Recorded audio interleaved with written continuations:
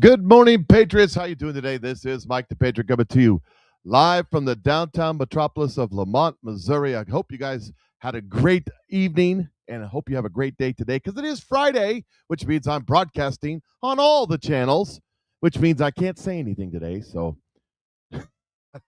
can't talk about this, can't talk about that, can't play this, can't play that, because all the socials might kick me off the socials.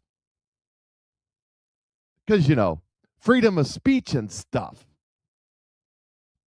One of these days, that's going to get straightened out. That's going to all get straightened out sooner rather than later. I don't know if you've noticed, but everything is up. Gold is up. The stock market's up. Silver's up. Everything's up.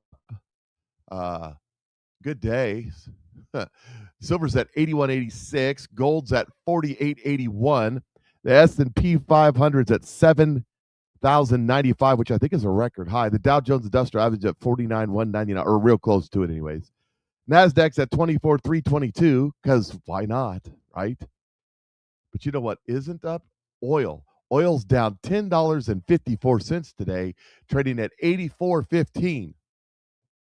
Because according to the Patriot Mythology Insurgency, Donald Trump is losing the war. Anyways, this is the day that the Lord has made, and I will rejoice and be glad in it. And the word of the day is presented by Marina in the Woods, given by the Lord, is 1 Samuel 17, 40 through 51. That's 1 Samuel 17, 40 through 51. Make sure you crack open the Bible, see what God has for you today, because God is absolutely good all the time, and all the time He is good. So, let's see here. Why is my doodad not doodadding? Huh.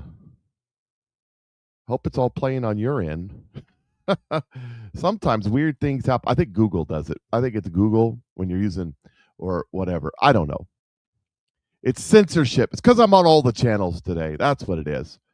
All right, let's get starting. Slinging stories today.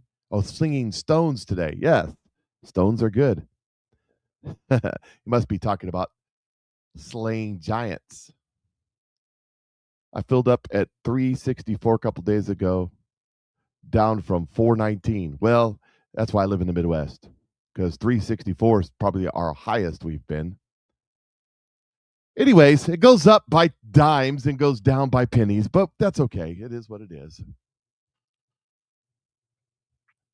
Here's the Babylon Bee bringing tomorrow's news today with a expose of exhaustive research over hours and hours and hours and hours of research to determine, according to the Babylon Bee, we found a map of everyone whose president is Donald Trump. My wife's over here making googly eyes at me. Everybody say hi to Chris. She's trying to mess me up. I'm a broadcast professional. I'm messed up from the was that 8 up from the ground up? Yes. Anyways, a lot of people have been curious as to whether people associated with Donald Trump live so they can march on their homes with torches and pitchforks and have civil conversation with them about politics. They're just trying to be neighborly, and we really sympathize with that impulse. So we started looking into it so we could release our own map of the names and addresses of people associated with Trump. Well, we got a big reveal for the activists. After weeks of work, we are publishing this map of everyone whose president is Donald Trump. There it is right there, including Alaska and Hawaii, all 57 states and 8 more to go. Red states have people whose president is Donald Trump. The light red and medium red states represent the same thing. There may be a few we missed, like people who are visiting California or visiting Canada for some reason. So be sure to check up there also. We encourage you to use this map to find people who have Donald Trump as their president and dox them, even if that means you have to assault yourself. The nation isn't going to get unracist like it was 3 years ago if you just sit around not punching yourself in the face. So get to it. Only through your efforts can we rid this country of President Donald J. Trump's influence. So there you go, ladies and gentlemen. You need to dox out yourself and your neighbors for being associated with President Trump, because God forbid you love our country enough to love your president, no matter who he is, even if he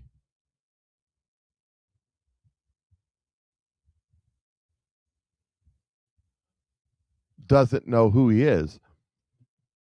I'm just saying.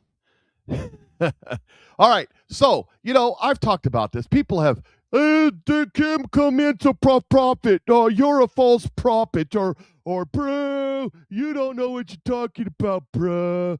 Oh, goodness gracious, false prophet. That's not what the Bible says.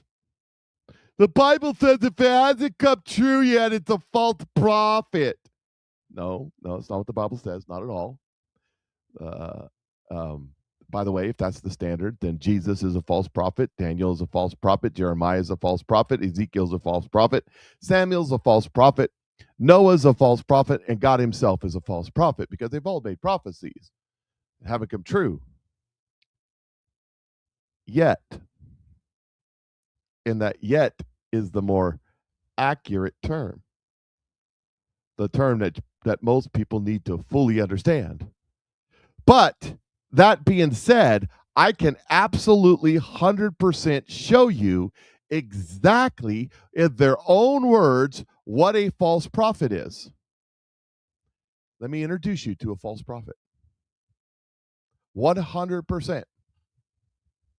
Jesus told us, "Blessed are the peacemakers, but woe to those who manipulate religion in the very name of God for their own military, economic, or political gain, dragging that." That right there is the Pope, the pontiff himself, the vicar of Christ, so to speak, standing in an Islamic nation declaring blasphemy before God.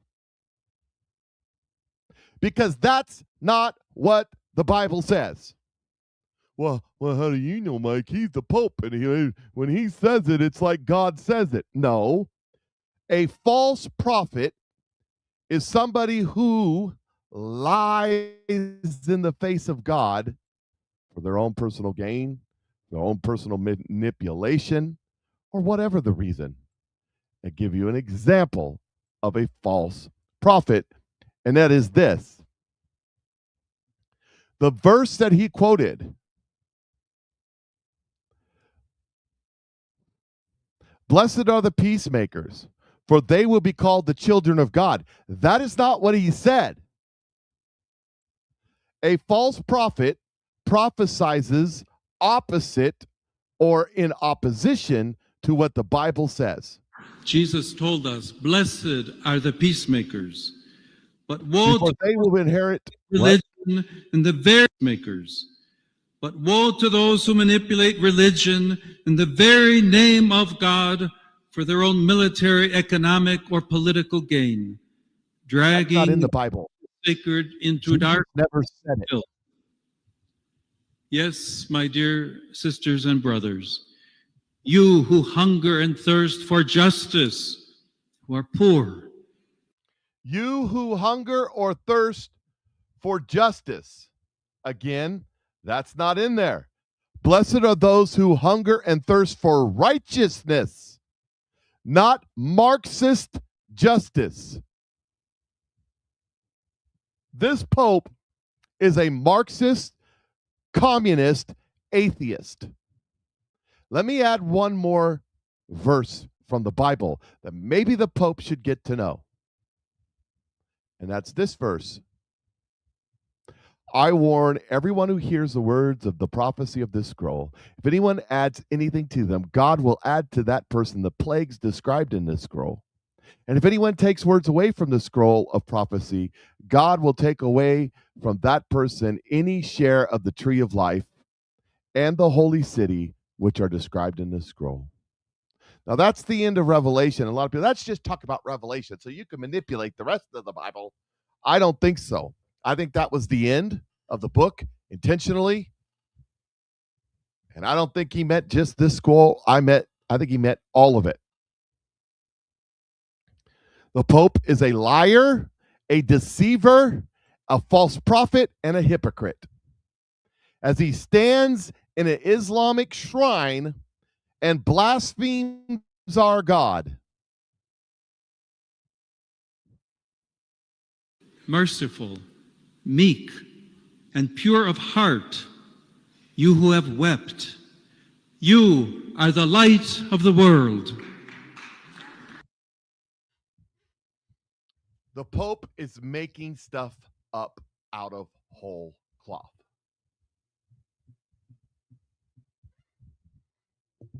And if you send $29.95, he'll bless it and mail it to you, and you can use it as a prayer cloth as you're standing towards Mecca doing your rosary. Now, he didn't say that. That was a Babylon Bee.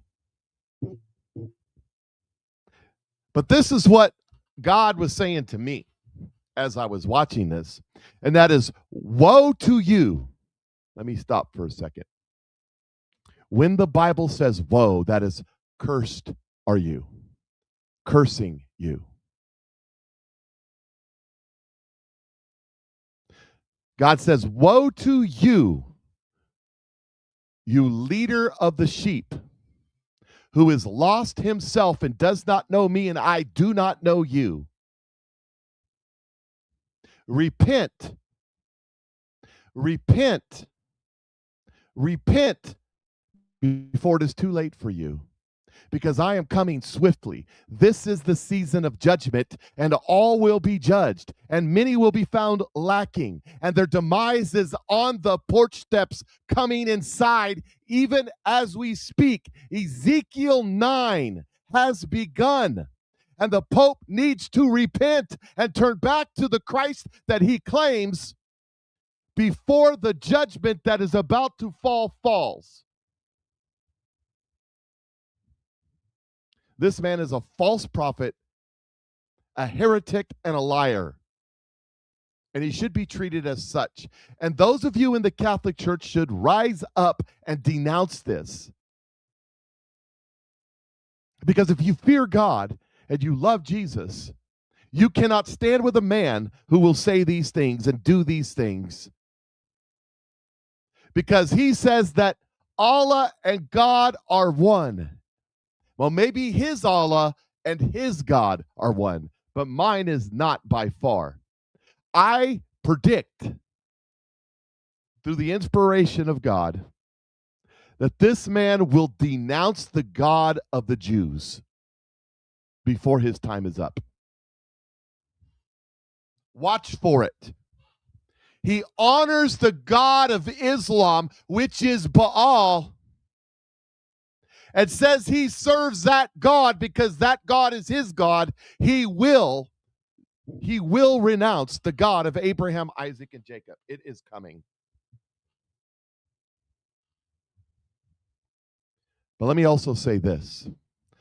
It is prophesied that in this season, as God does what he does and the world changes forever,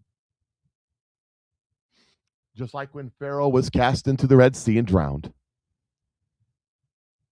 that there will be revival amongst the Catholic Church. A holiness, Holy Ghost, power, fivefold revival will happen within the Catholic Church.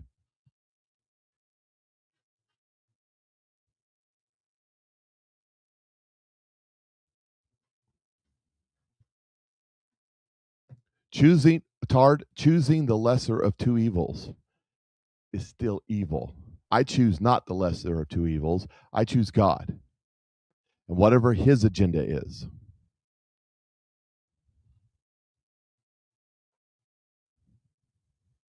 And if you don't like what I just said, then follow me. I don't care. Because this ain't no joke. We are in serious, serious times, and things are about to get even more serious.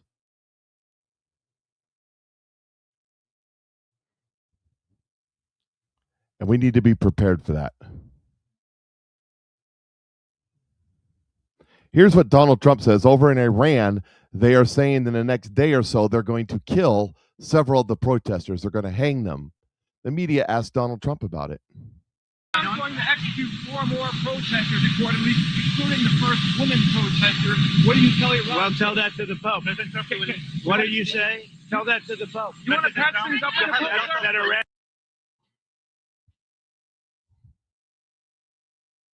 Iran's about to kill some protesters. Well, tell that to the Pope. Oh, no, we need to seek peace. Well, what happens when they kill you because you're seeking peace?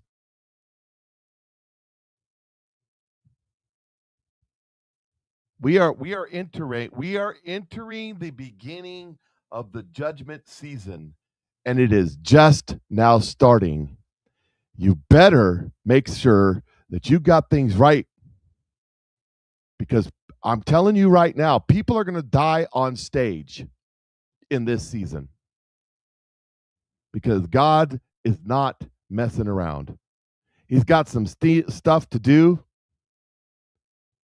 You got some stuff to do, and you need to get it done. Here's Donald Trump more on the Pope and Iran. Mr. President, would you meet with the Pope to even out your differences with Catholics or Torah? I don't think it's necessary. I don't think it's necessary to meet with the Pope.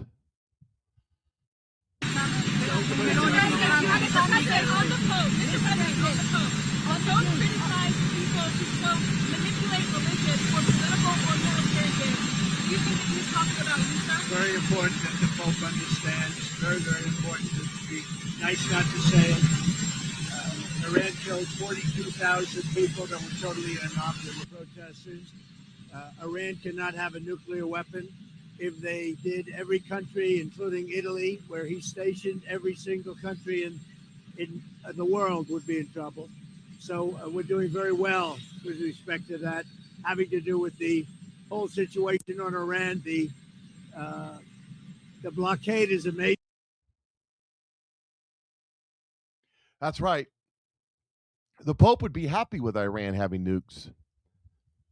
The Pope wants to merge the churches with Islam. He has a goal in mind. And why is that? Why would he do that? The enemy of my enemy is my friend. Well, who's his enemy? The West. Judeo-Christian values of the West. The Jews. You know, to all the people out there bashing the Jews and having a temper fit over the Jews, might I ask what your final solution is for the Jews? I'm just curious. I want to know.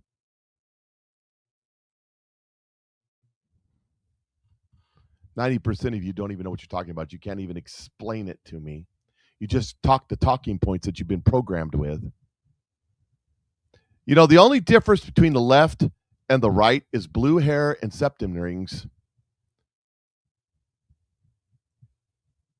Because the people on the right are just as subjugated to the psyops and repeat the same talking points, especially the influencers and the people influenced by them.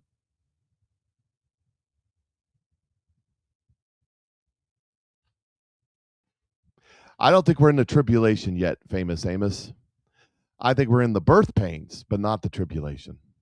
No. All the things that are happening now will be way worse when the tribulation comes. We're not even close yet. Here is Scott Jennings on the Pope. To me, I think as Americans look at the overall project here, they want to know, are we winning militarily, and are we getting close to meeting our goal of keeping these people, these fanatics, from getting a nuclear weapon? That's basically the information that I think needs to be communicated. And what would you say about the productivity of picking a fight with the first American Pope? I agreed with what the president said today. He's welcome to his statements, and he says, you know, he's more than welcome to do that. And the president's more than welcome to disagree. I mean, the Pope has a job to do in his role as Pope. The president has a job to do in his role as the president. And He has said we're not going to let Iran get a nuclear weapon. And frankly, my understanding is the Pope doesn't believe in nuclear weapons either. So he should look at this as an opportunity to say, hey, we're all in alignment on at least this one goal. Let's keep these fanatics that hate Western civilization from getting a nuclear weapon. Can we just back up? Except I don't think the Pope believes that. I think he'll say that, but I don't think he believes it. The Pope is a communist, a godless communist Marxist. Well, how can he be Pope if he's an atheist? Because it's a good gig if you can get it. Yeah. Vow of celibacy, vow of poverty, my hindquarters. What is the difference between a guy that lives in a walled castle with 10-story tall walls and a guy that runs around saying, I only get paid $35,000 a year from my ministry, while his ministry owns multiple mansions around the planet, multiple jets, multiple Bentleys and Mercedes and limousines and yachts, while all the clothing the guy wears down to his skivvies is owned by his church. The house he lives in is owned by his church. The mansions and everything else, his complete lifestyle's owned by the church. Well, I give the rest to the church for a tax write-off. The walls were built to keep out Muslims. Yeah, but the walls have turned into cathedrals unto themselves, like the Petra song says. And just to throw this in there for the mixed, everybody was running around saying Elon Musk is the Antichrist. Donald Trump is the Antichrist. Oh, J.D. Vance is the Antichrist. Oh, Pete XF is the Antichrist. It's not. But there are people out there that profess to be antichrists. Just want to remind you of something. Everybody's screaming, all the Christians are screaming and jumping up and down because Elon Musk is Elon Musking. But again, I don't expect a person who is not saved, not filled with the Holy Spirit, to act like he's saved and filled like the Holy Spirit. I expect that. But you know what? Nobody ever said anything about Jack Dorsey. Jack Dorsey, making the good pasta, reading through some amazing parts of the satanic verses, the golden threads being intertwined.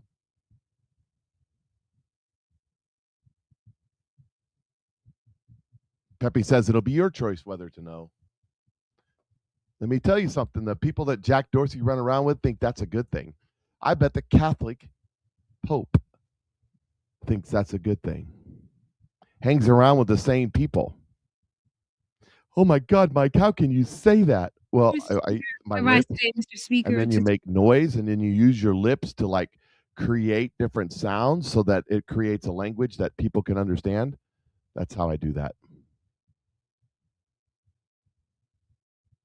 In case you wanted to know. Because some people are just unable to understand.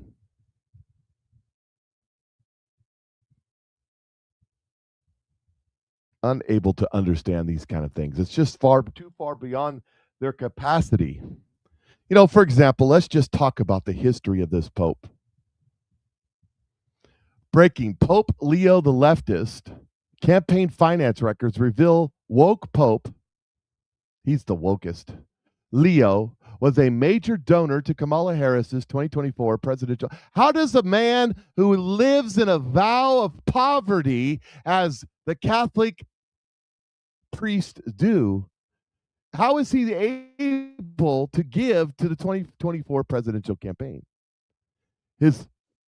Has financially supported Planned Parenthood, LGBT activists organizations, down ballot Democrat candidates for office and other woke causes.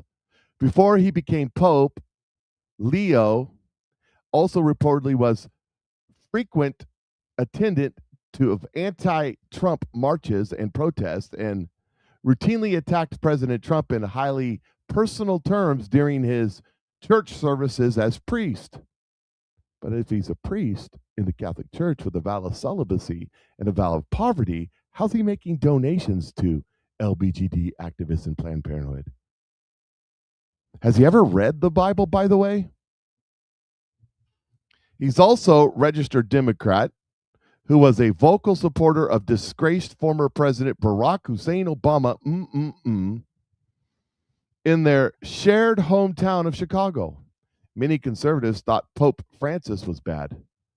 But this liberal activist platted in comparison to this politically motivated woke Pope, or paled in comparison, excuse me.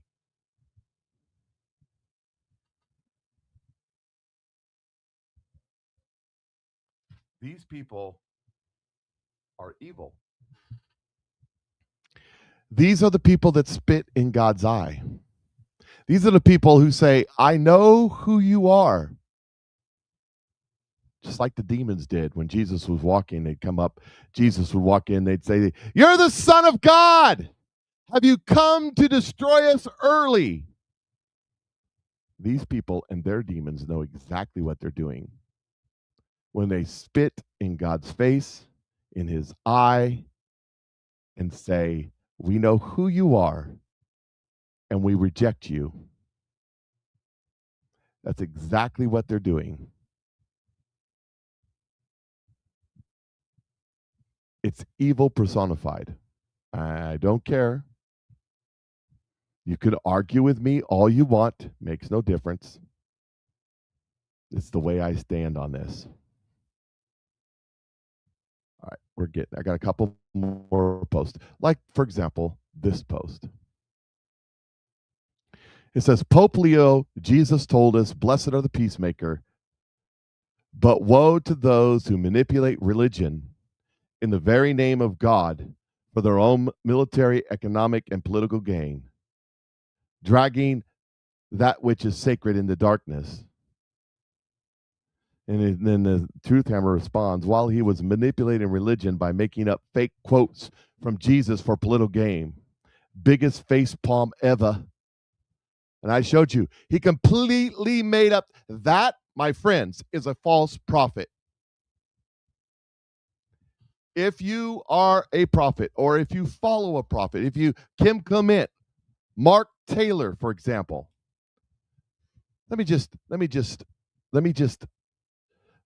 show you something. I got to show you something because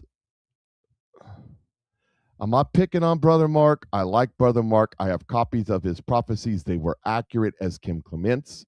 He hasn't prophesied in a long time.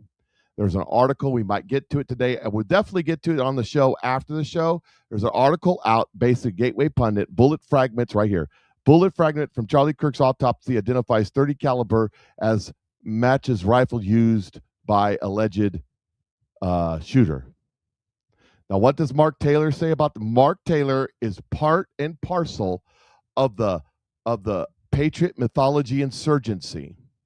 I don't know if he's getting paid for his talking points, if he's just duped by those around him with talking points, but he is now wavering on being a false prophet. Let me show you why. This is him. This is his handle. This is his Telegram page. This is his writing his words. You know when you're covering something up, at least keep track of the lies that you are telling. First they say it doesn't match. Now all of a sudden they're saying it does. We all know he's not shot with a 30-06. That's not what he said. It's a 30 caliber. Now, let me finish. Any hunter could tell you that. What a joke is, now they're pretty much the same bullet, by the way. The joke, what a joke this administration is. The American people are tired of the lies. We all want the truth. Well, here's the problem. Mark is either completely and totally ignorant when it comes to this situation, or he's lying. Those are the two choices. And either way, he does not have the Holy Spirit discernment at all. God has pulled the Holy Spirit discernment from him. His prophetic anointment has lifted. His prophecies back in the 90s and the 2000s were accurate as Kim Clements, that are all unfolding right now as we speak. However, he is either lying or ignorant. They didn't say 30 caliber, they said 30. He said 30-06. Did he do that on purpose?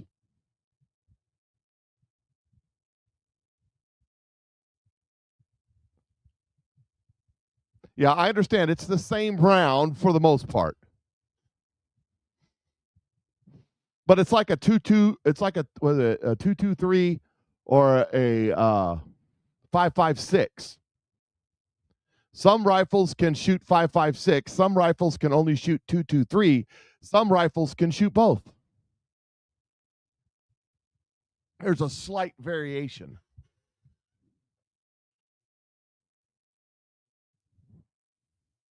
Because let me tell you what this is. They came out a couple weeks ago, the defense. Did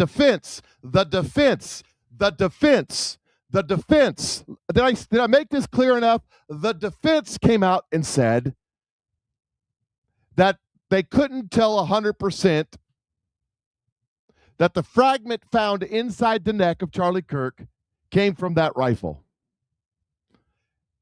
This is not the defense.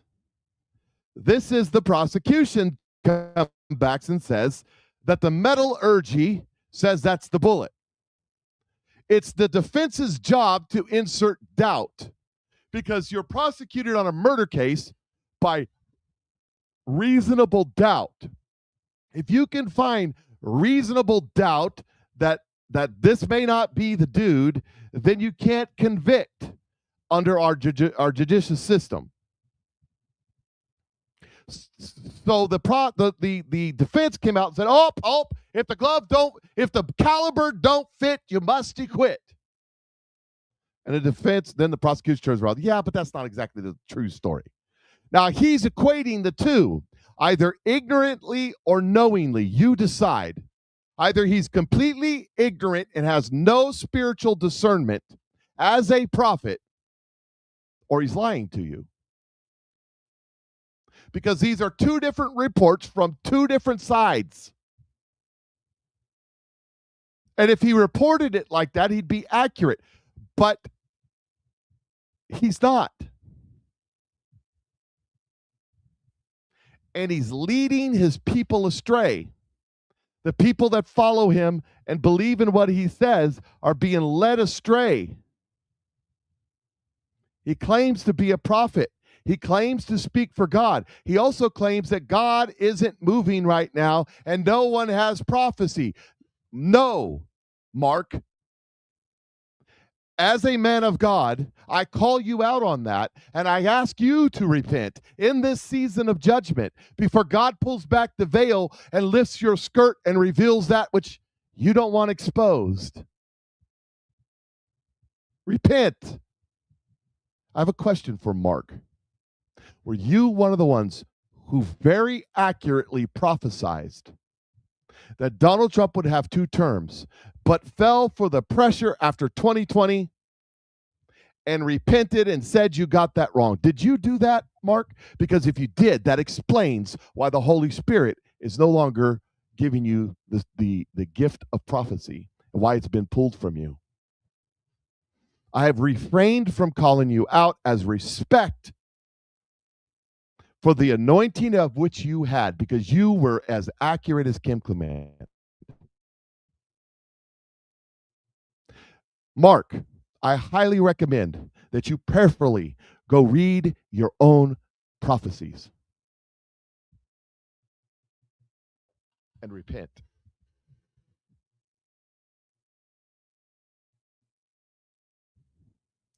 And I'm going to tell you one time, Tard, because you're potential pushing interdictors. You're pushing it. Don't mock God or prophecy or the Holy Spirit, or you'll be gone. I'm not going to tolerate it. You can say all the stupid things you want to say, but refrain from my God.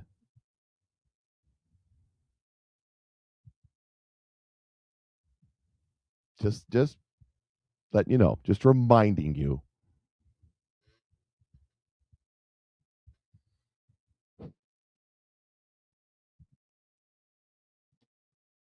But the Pope has walked out and done things he should not have done. He has said things he should not have said, and he has exposed himself for who he really is. It's not a good thing. Let me tell you, it's not a good thing. I think I got one or two more Pope things here.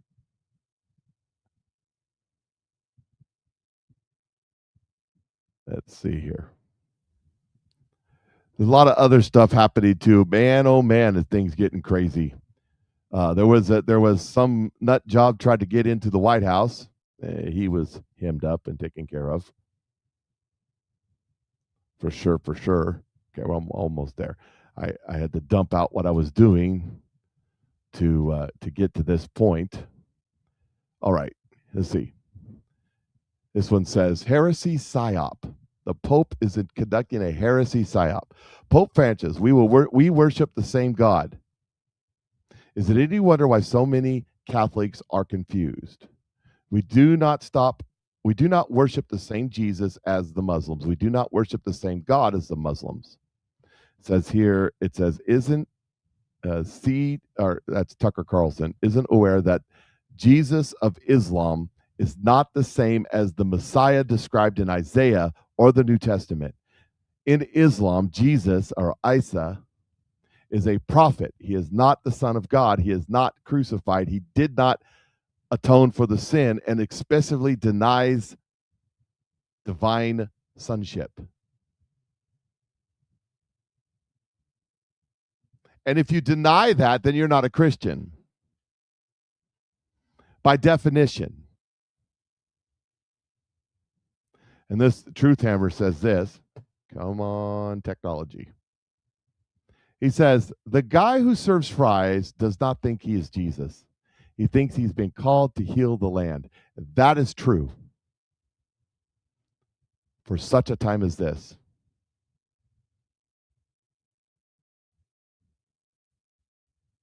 I think that's it as far as that goes.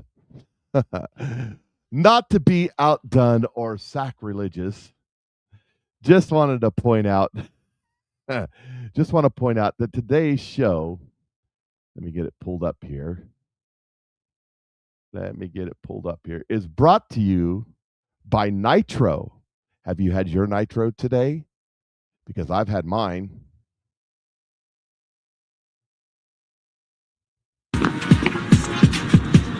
I stopped looking for the next product and started paying attention to what people were actually using consistently. That's when everything shifted for me. This tastes amazing. You should try it, girl. Looks like a great drink. Less guessing, more clarity.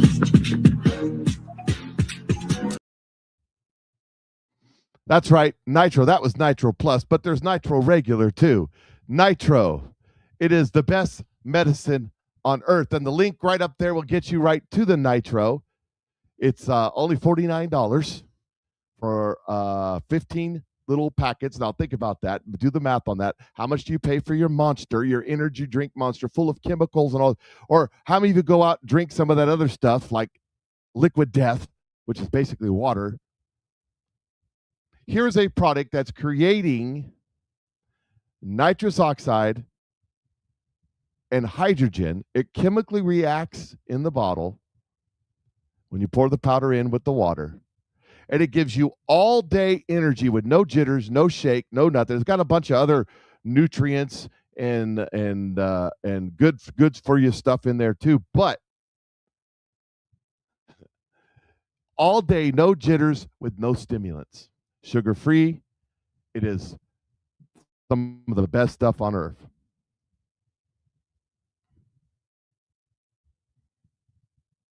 Some of the best stuff on earth. And I just want to say, even Donald Trump is using Nitro. Less guessing, more clarity. It sounds like it's still playing in the background. How about that? So go get yourself some Nitro today. If you want to get this product, just hit the link above. Just go in there. You'll find the Nitro. You can order it however you want to order it. There's some combo packs. You can order it with other products too and save even more money. So get your Nitro. That's who supported that. That's the Patriot Mike Show today. Nitro. Only reason I wanted to do that one is just because of the somebody put that AI picture out. I thought it was funny. Oh my God, Mike's saying the Nitro's from heaven. No, I'm saying it's from Donald Trump. Donald Trump supports Nitro. Actually doesn't.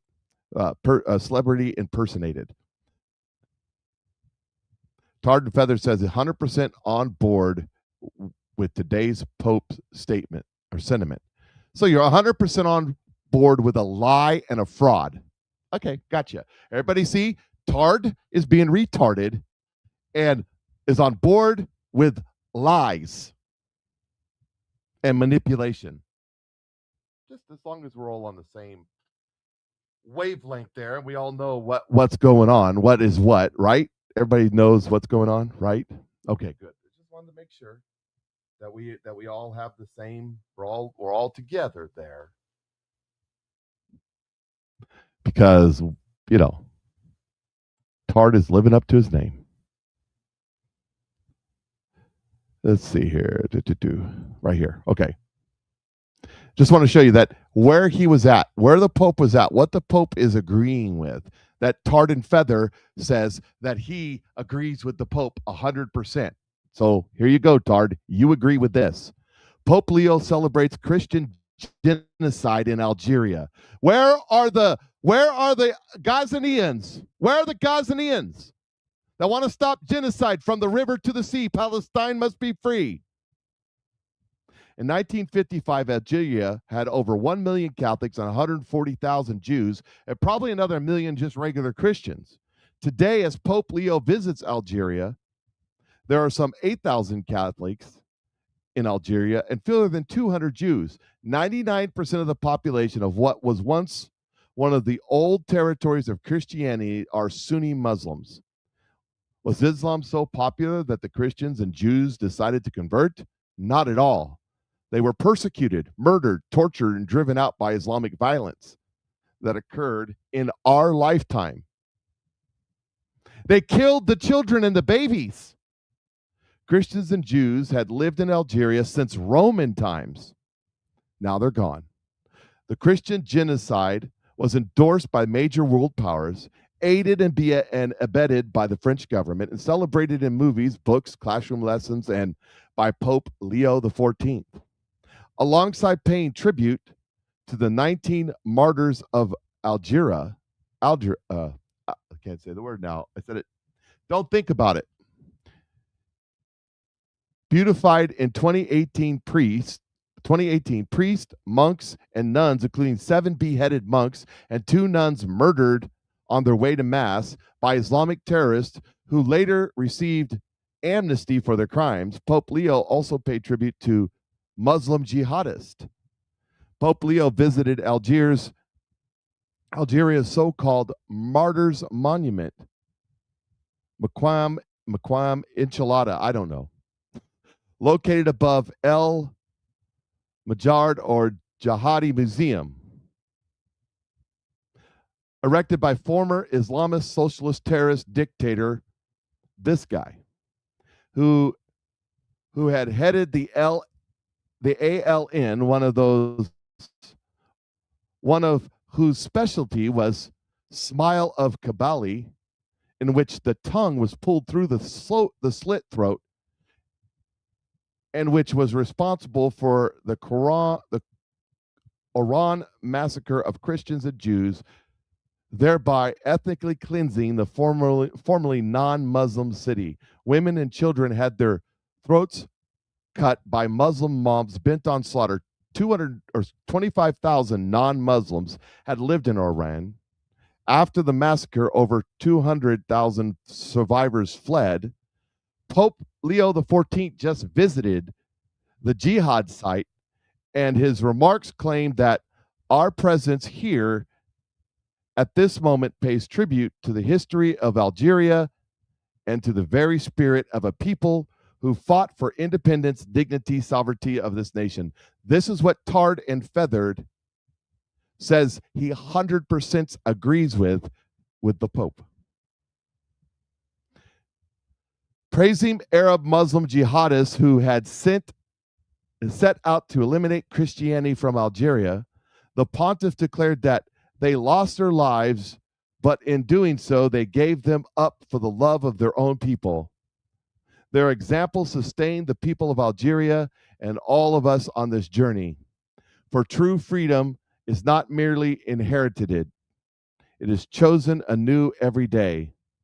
The love of their own people was based on the fervent hatred of all non-Muslims acted out through horrible atrocities, including the deliberate murder of non-Muslim children by Muslims. The martyrs of the Jihad Muslims Museum under the monument at which Pope Leo made his remarks include Mohammed Labai bin Mahdi, the Muslim terrorist leaders responsible for the bombings, shootings against non-Muslim civilians, including the milk bar bombings during which a Muslim woman planted a bomb in the shop filled with mothers and children having milkshakes. Mothers were killed and children lost arms and legs.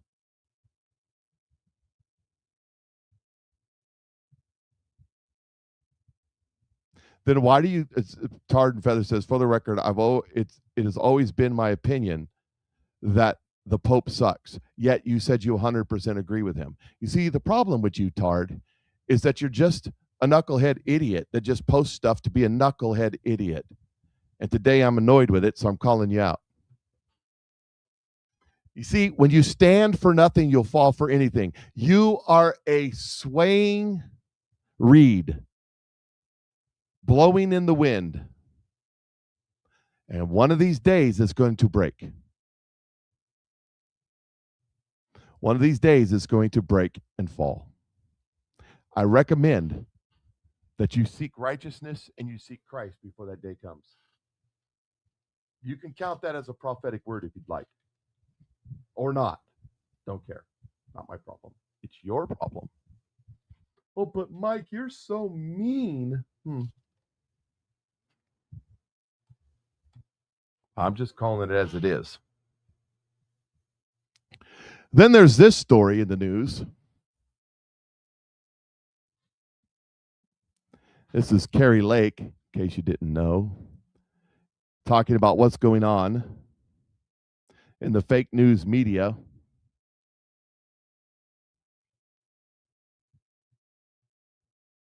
Let me get it added to the screen. Have a little bit of technical difficulties. There we go.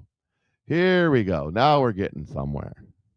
Are these guys okay with trying to ruin our chances at holding that so that President Trump's administration doesn't become a lame duck and we can continue on with the MAGA agenda? Or are they okay with Democrats taking back over? Because we all saw how well that went for 4 years. That's my concern. That's why I'm so disgusted with these former alleged MAGA folks. Carrie? It is disturbing. I mean, if you think about it, there's a lot on the line. There's, the fake news media, and I'll lump people in who are viciously attacking this president. They don't care. They just want the next day's story, the next day's story. They would probably love it if we had a disaster in the midterm elections. They would love being able to cover that. It would give them more fodder. But what we really need to do is, as Americans, stop, think about the gravity of the situation right now that we're in. We have a real opportunity to truly bring peace that lasts in the Middle East. And that's what this president is attempting to do. And he's trying to bring back strength to America, which he has done a great job. Give him a few more years and we're going to be in really great shape. And, I wish they would stop and think for once about the country, their country. Sometimes I wonder what's going on in their own lives. Maybe they're trying to deflect the craziness and the madness in their own marriages, in their own personal lives. Maybe there's turmoil going on. Well, they sound like fake news, Carrie. They sound like the people that you and I and they used to complain about. They sound like the fake news now. And you know what? Not much different than the New York Times, right? As far as I'm concerned. Don't.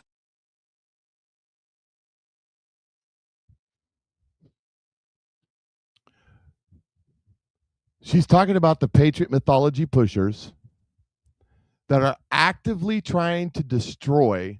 Because, you know, a friend of mine posted, and I say his friend for real. He's a friend in real life. I've known him for years.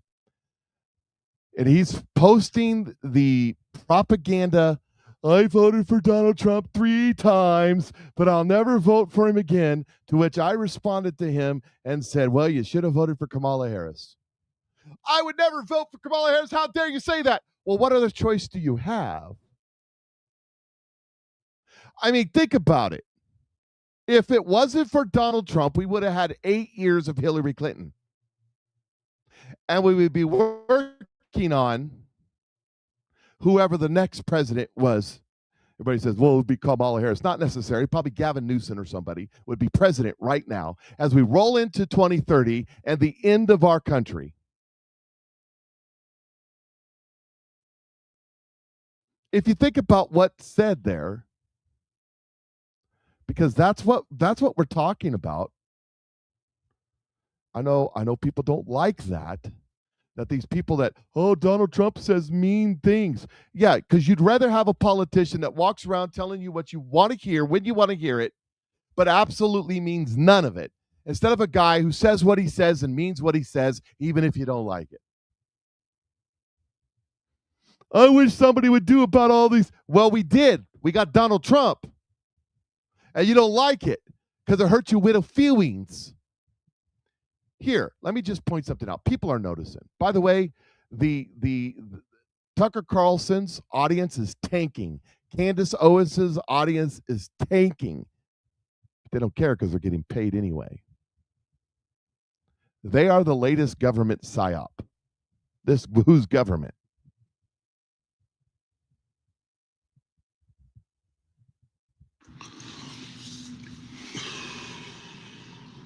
Don't you find it just a little bit strange that all of these former Trump supporters have mind melted at the same exact time, all using the same script to come out against him, all at the same time? Normally in the past, what would happen is that they would defect slowly, one at a time, maybe different times, one in 2020, one in 2021, maybe one in 2017, but they all doing it at the same time. It's almost like they had a meeting, especially the Hodge twins, really shocked. Marjorie Taylor Greene was not a surprise. Joe Rogan is leaning to fall off the Trump train. Tucker, Megyn, Candace, all at the same time. Alex Jones just recently apologized to Candace. There's something bigger at play here. And maybe they're setting up the 2028 election and they don't want a MAGA candidate in there. This is my thinking. They don't want a MAGA candidate. So they're going to band together. They're going to speak against Donald Trump and MAGA. So when the election comes around, some of these people may be paid handsomely, but also they may want spots in the cabinet. And they've already been told, we need you to denounce Donald Trump. We need you to denounce Donald Trump and everyone that he supports. We want you to denounce MAGA, and we want to get rid of that base. So we need your 40 million followers or whatever it is amongst all of these guys on social media to keep hearing the banging of the drum, the banging of the drum. You have very strong support. And we want to make sure that we get that base to vote for whoever we want to win. And it's going to be some moderate Republican. All these people will remain Republicans. They're just no longer MAGA. Watch this space, because you're going to start seeing the fruits of their labor come out. And you're also going to see them be rewarded for their treachery.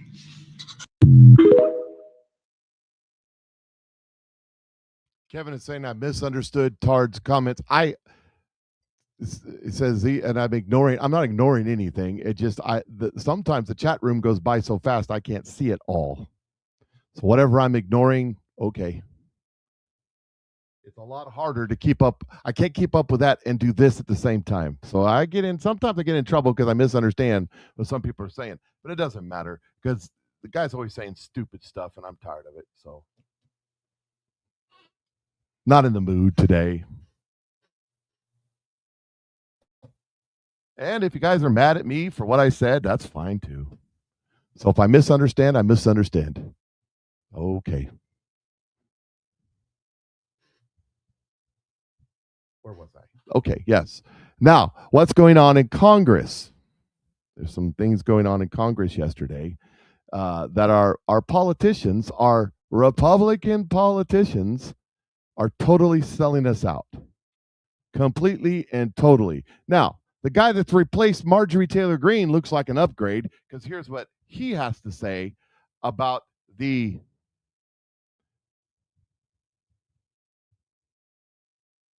TPS, or the temporary what the heck is it called? Anyways, where the amnesty for the Haitians. Here's what he has to say. Maybe. I wanted to let everyone know that I am an absolute hell no to HR 1689, which is nothing but amnesty for Haitian illegals that have been brought into this country. We've seen over the last few weeks and months too many tragic stories. We are importing the third world, and it absolutely 100% needs to stop. That's why the good, hardworking people of Georgia's 14th district sent me here. I'm going to stop it. This is a hell no. We are tired of it. We cannot import the third world into this country. I'm going to do everything I can each and every day to make sure we stop importing the third world. I'm a hell no to HR 1689. So there is what we're talking about is the TPS, temporary.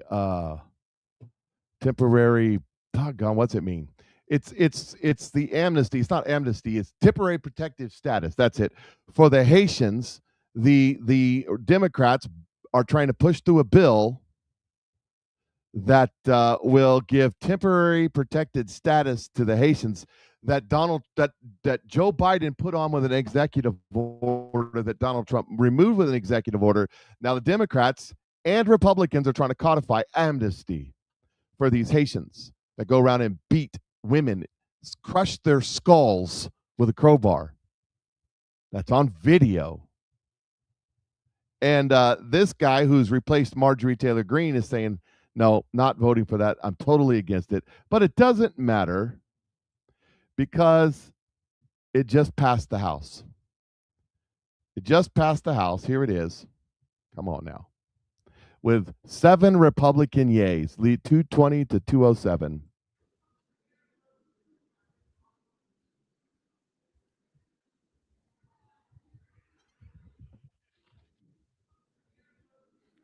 And there are the Republicans that voted for it.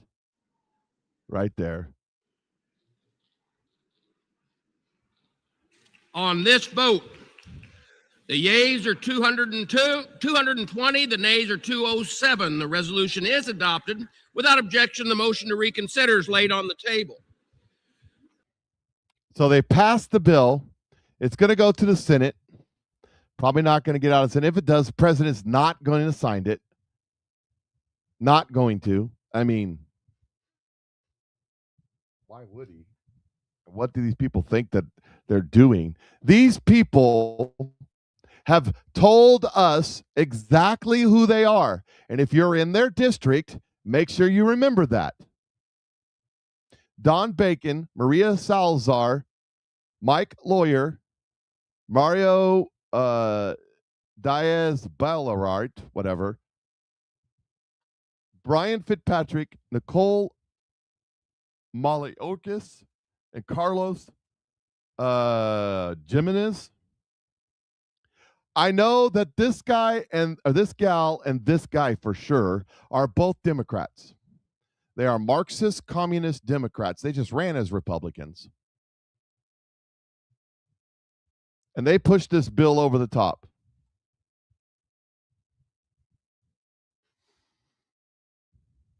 And it's horrible that they did this. They don't care about the we got to have amnesty for these people, because who are going to clean our toilets? I don't think the way that this works, I don't think it's the way it should work. You know, this is part of the reason why, by the way, the Democrats are trying to move to do everything in their power to make sure that these illegals can get normalized and vote. Let me show you something. Something is happening. Something's happening here. This map compared to this map. Listen to this. There's a good thing in this and a bad thing in this. Listen. I have been told by reliable sources that that decision is done and that the minority is slow walking the dissent, so that states can't and states do not have time to redistrict ahead of it. But I have been told very reliably that the minority is slow walking that dissent. All right, wait, hold on a second, because I don't think I've read that anywhere. That is news. So okay. So that's Sean Spicer saying that the SCOTUS has made its decision to reverse the Voting Rights Act. What did the Voting Rights Act do? The Voting Rights Act started in the 70s. It used Title IX to declare that in the southern states, they had to create districts for minorities. So they had to have a certain amount of minority representation. So therefore, they had to make districts in which minorities could win. And those districts look like, if you take a look at this map, these are the districts right here. These are the districts that they had to make. These are all Democrat seats, all minority Democrat seats that's in the House right now. If the Supreme Court rules to reverse that, because, well, frankly, anything you do based on a person's color of their skin is racism and shouldn't be done. People can vote. If these Democrats want to win, they can just vote in regular districts. I think the Supreme Court should come out and say this, that districts need to be created of equal parts. Period. And it's against the law to gerrymander. I think we should make it federally against the law to gerrymander. That you must make the districts as straight as possible. 175,000 here, 175,000 there, 175,000 there, bam, bam, bam. No, you get 12 congressmen, split it up in 12 equal parts. But that's not fair. It's about as fair as you can get. But then Democrats will never win again. That's because they're cheating. So SCOTUS is about to rule on that, but what does he mean slow walking? So the liberal, progressive, socialist, Marxists on the Supreme Court are taking their sweet time so that they'll release this after it's too late to change the districts for the upcoming elections. Which is dirty, dirty, dirty, and they should be called out on it. The American people should call them out on it. Because it's disgusting.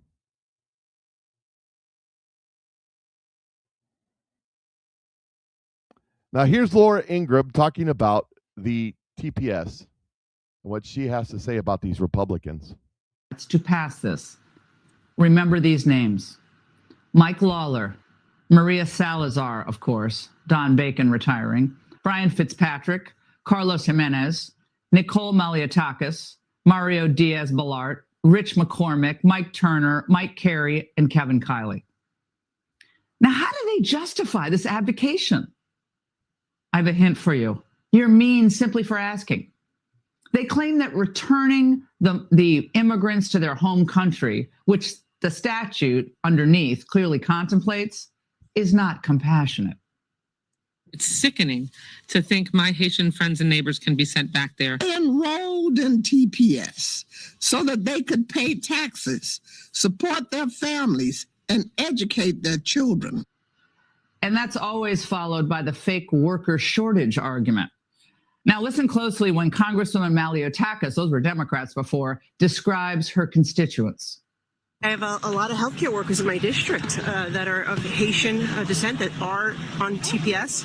And my nursing homes, my healthcare facilities have said that they're going to lose skilled staff at a time when there is a shortage. It's the right thing to do for my district, for the healthcare facilities I represent. And if these individuals are here paying taxes, working, contributing to our economy, fulfilling a healthcare need, then their status should be extended.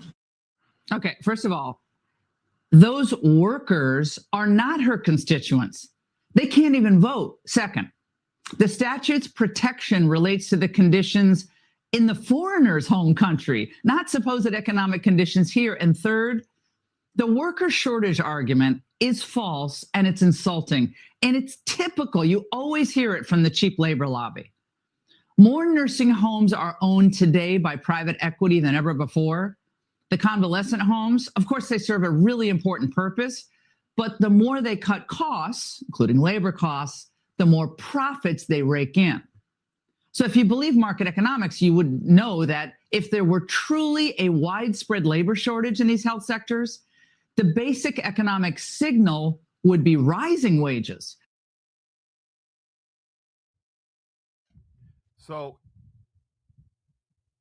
but they are constituents. They want them to be constituents. They need them on the voter rolls because, as I said over and over and over again, the last several years, they want big, huge voter rolls and little tiny turnout so they can manipulate, say, see, it's still in the voter rolls.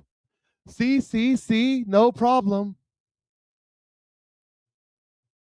That's what they want. It's the fraud game.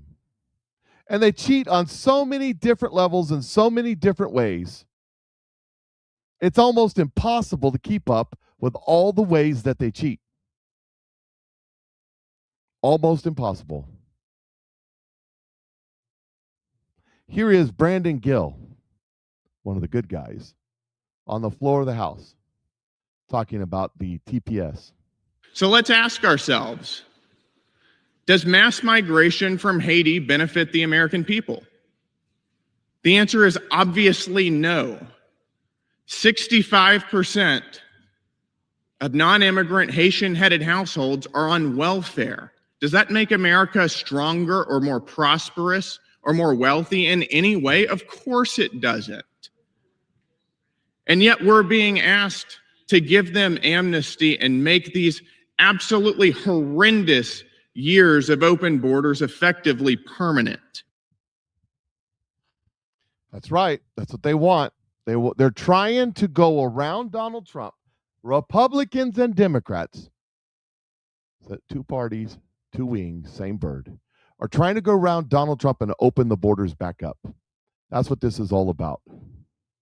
Tim Burchett responds to this, one of the good guys.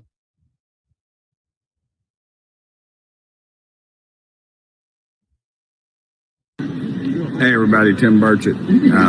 Added treat today, Anna Polina Luna, or she's in my phone, Anna Polina Luna. I don't know why that's there. Anyway, we're going this way. Two bills of major significance today, a bunch of votes, procedural votes.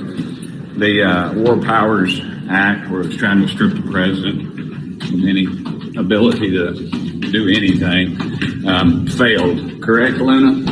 Yes. Okay, and but it's unbelievable. Democrat Party's lost their dadgum mind. This Haitian thing. So you're an illegal Haitian in this country. You get to stay, but it's going to the Senate, and thank goodness they kind of checked out for the rest of the year. So not really worried about that. Are you worried about that? I think the Senate has an ethics investigation coming on one of their members. I don't think it's the only one. Well, There's slush fund stuff coming out. Yeah, and slush fund coming out next week too. So get ready for that. It's going to be shock and awe.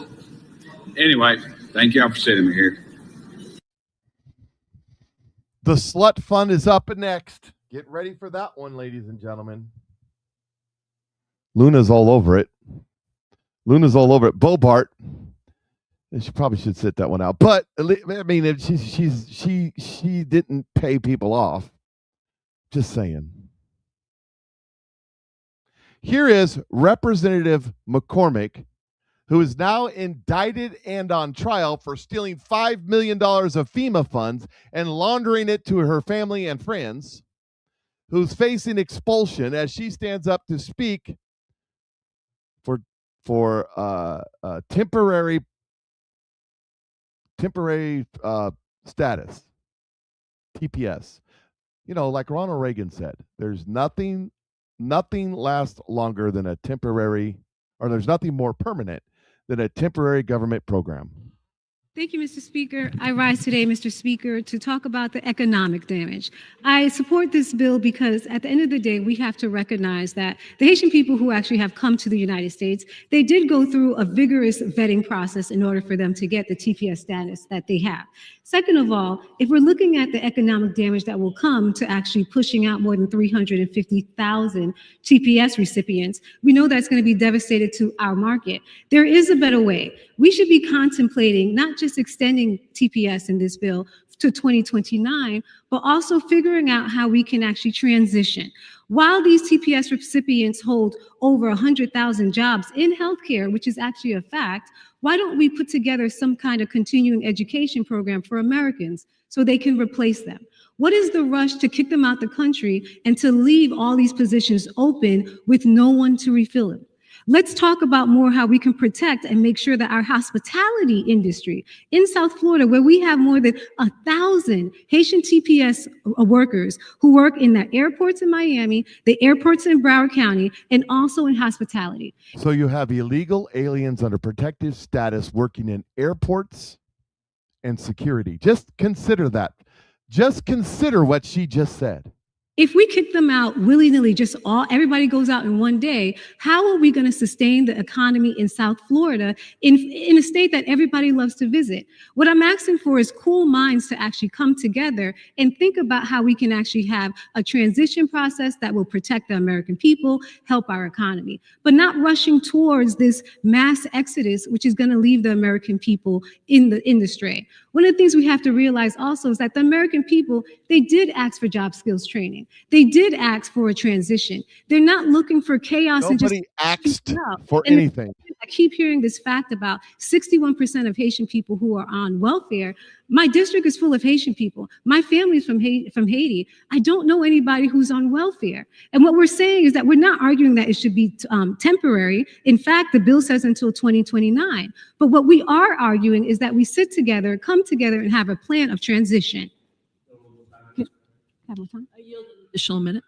So what I would propose is that we actually pass this bill and then come together and think of a transition where we can now train Americans so they can get those jobs, give them a green card until that time comes, and protect our economy. And I say it one more time, if we just move forward like this, what we would be doing is economic sabotage.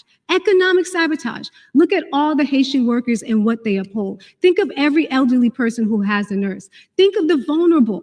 And my heart hurts for anybody who is hurt. I do not like women being abused. I think it's terrible when we have criminals. But let's have cool minds come together and have a plan that benefits both sides and this country. Thank you, and I yield back. There she is, right there. You know, that's wonderful. Love and peace and all. Who's going to fill the jobs? And oh my God, I can tell you what. I'll tell you what we do. We can solve this problem today. Solve this problem today. Because let me tell you something. I suffer from ailments given to me by my government when I served in the first Gulf War. And it has led to today where I probably could not work a factory job. I could not work a retail job where I had to stand all the time. I couldn't do it because I can't physically do it anymore. But I found a way to create an income for myself and my family where I don't have to do that. I received not a dime.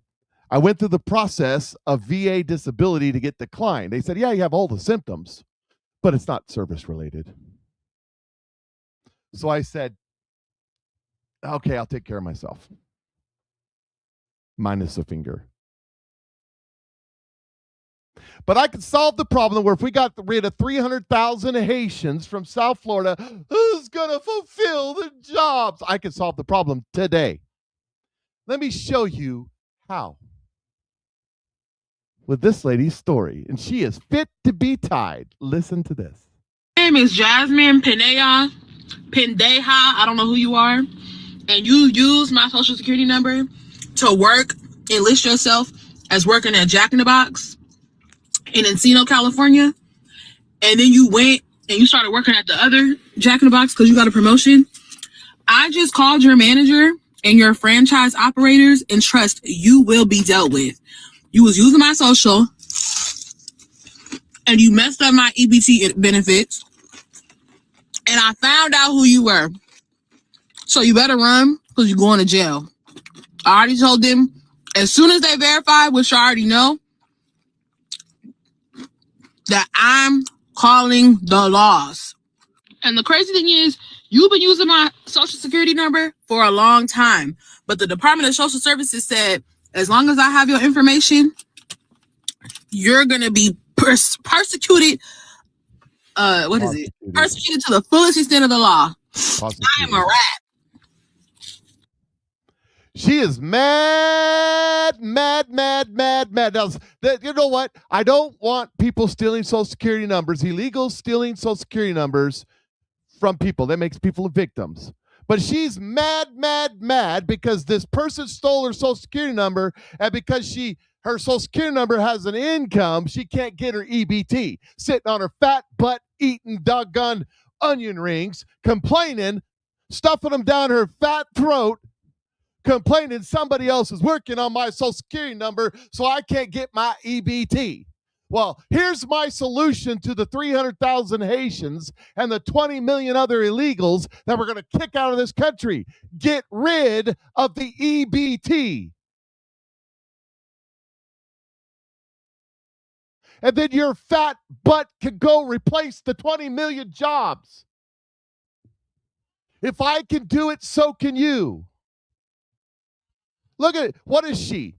30, maybe? What ailments does she have?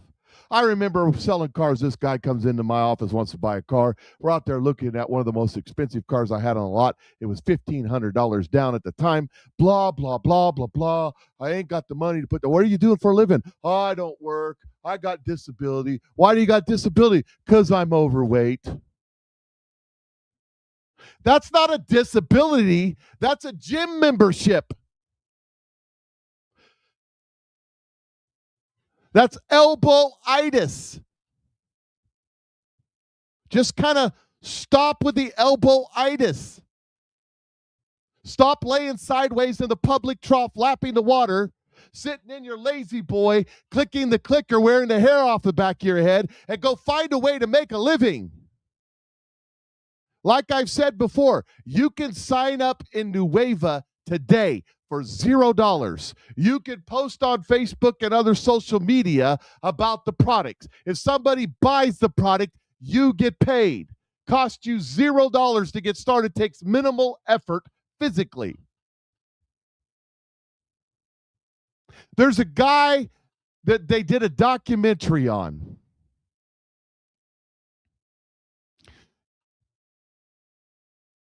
If I remember correctly, he had no arms and no legs. I mean, he had like nubs kind of thing. He went to school to become an engineer, got hired by, I can't remember which racing team it was, for NASCAR, and he's an engineering designer for NASCAR, for a racing team, creating race cars. If I remember, he didn't have arms, but he had feet. His keypad and his mouse are on the ground, and that's how he does his graphics design on the computer. I once knew a guy, he come in on my lot looking for a pickup truck. I had an old Chevy pickup truck with a ladder rack on it. It was a 86-ish, 85, 86, 87. 87. When did the new body style come out? Right there, right at 87, 88 is when the new body style came out. So it was the old square body. Had a ladder rack on it, 350, 3-speed turbo. And he come onto my lot and he says, I need to buy a truck. And he's got a crutch kind of thing that's strapped to the nub of hand. He has like a nub of a hand, and he has this crutch thing, and he has a boggled up foot. His whole like right side or left side, I don't remember which, of his body's all boggled up, right? And I said, what do you need a truck for? He says, well, I'm a roofer. I said, dude, I got to ask. I'm not trying to pry. He says, oh yeah, I'm a veteran, and I got full disability, which he deserved because it cost him an arm and a leg. 100% disability. He got blown up by an IED. And I said, and you need a truck? A roofer? He says, well, I was a roofer with my dad before I went in the military, and it's the only thing I know how to do, and I don't want to sit around doing nothing. So I got my own roofing company, and I just need a cheap truck that I could drive around and put my ladders on and whatnot, and this will fit the bill. I'll pay cash, blah, blah, blah. We worked it out. He bought the truck. What a story. What's your excuse? Well, she can't go to work, got to get her EBT because, she produced children and she's overweight or whatever. She got glaucoma. I can solve the problem with the Haitians, eliminate all the people sitting on their butts that are able to go to work. If they're not able to go to work, like the guy that got his IED and half his body blown up, well, fine, we'll pay for them. I don't have a problem with him getting full benefits, every dime he can get from the government, because it literally cost him an arm and a leg to serve his country. And other people who are born disabled or become disabled, whatever, and are incapable of working, we should take care of those folks. But if you're just fat and lazy, when you get hungry enough, you'll go to work. Or you'll start a GoFundMe. I lost my EBT and now my children can't weave. But you just got new nails in your hair weave. Yeah, but that's beside the point. Yes.